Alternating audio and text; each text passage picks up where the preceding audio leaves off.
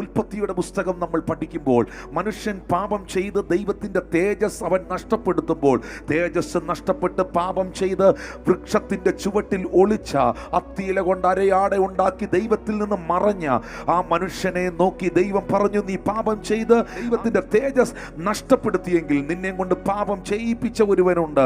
ആ പഴയ പാമ്പിനെ, സർപ്പത്തെ നോക്കിയിട്ട് ദൈവം പറഞ്ഞു, നീ സ്ത്രീയെ വഞ്ചിച്ചുവെങ്കിൽ സ്ത്രീയുടെ ഉദരത്തിൽ ജനിക്കുന്നവൻ തന്നെ നിന്റെ തലയെ തകർക്കുവാനിടയാകും. വേദപുസ്തകത്തിനകത്ത് കാലാകാലങ്ങളായി നിൽക്കുന്ന ഒരു പ്രവചനമായിരുന്നു ഉൽപ്പത്തി പുസ്തകത്തിൽ നാം വായിക്കുന്ന പ്രവചനം. ആ പ്രവചനത്തിന്റെ നിവർത്തീകരണമാണ് മത്തായി സുവിശേഷം 1-ാം അധ്യായം 21-ാം വാക്യം. അവൾ ഒരു മകനെ പ്രസവിക്കും, അവൻ തന്റെ ജനത്തെ അവരുടെ പാപങ്ങളിൽ നിന്ന് രക്ഷിപ്പാൻ ഇരിക്കൊണ്ട് നീ അവന് യേശു എന്ന പേരിടണം. ജനത്തെ അവരുടെ പാപങ്ങളിൽ നിന്ന് രക്ഷിപ്പാൻ ഇരിക്കൊണ്ട്. മനുഷ്യൻ ജീവിതത്തിന്റെ എല്ലാ പ്രശ്നങ്ങൾക്കും കാരണം പാപമാണ് പ്രിയപ്പെട്ടവരെ.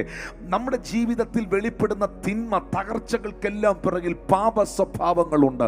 പാപം എന്ന് പറയുന്നത് നരകത്തിന്റെ പ്രോഡക്റ്റ് ആണ്, നരകത്തിലേക്ക് കൊണ്ടുപോകുന്നതാണ്. പാപത്തോട് കോംപ്രമൈസ് ചെയ്യാത്ത ഒരു തലമുറയ്ക്ക് വേണ്ടിയാണ് യേശു കർത്താവ് മടങ്ങി വരുന്നത്. പാപം ചെയ്യാതെ വിശുദ്ധിയോടെ തന്നെ താൻ നിർമ്മലതയോടെ സൂക്ഷിച്ച് തനിക്കായി കാത്തിരിക്കുന്നവരെ ചേർക്കുവാൻ അത്രേ യേശു കർത്താവ് മടങ്ങി വരുന്നത്. മനുഷ്യൻ പാപം ചെയ്തപ്പോൾ അവന്റെ തേജസ് നഷ്ടപ്പെട്ടു. പറഞ്ഞ്, പാപം ചെയ്തപ്പോൾ തേജസ് നഷ്ടപ്പെട്ടു. തേജസ് നഷ്ടപ്പെട്ട മനുഷ്യൻ രോഗിയായി, തേജസ് നഷ്ടപ്പെട്ട മനുഷ്യൻ ശാപത്തിന് അധീനമായി, തേജസ് നഷ്ടപ്പെട്ട മനുഷ്യന്റെ ആയുസ്സിന്റെ ദൈർഘ്യം കുറയാനിടയായി. തേജസ് നഷ്ടപ്പെട്ടപ്പോൾ അവൻ എല്ലാം നഷ്ടപ്പെട്ടു. തേജസ് നഷ്ടപ്പെട്ടവൻ തോട്ടത്തിൽ നിന്ന് പുറത്താക്കപ്പെട്ടു. തേജസ് പോയതിന്റെ കാരണം പാപമാണ്. വേദപുസ്തകം പറയുന്നു, പാപത്തിന്റെ ശമ്പളമോ മരണമത്രേ.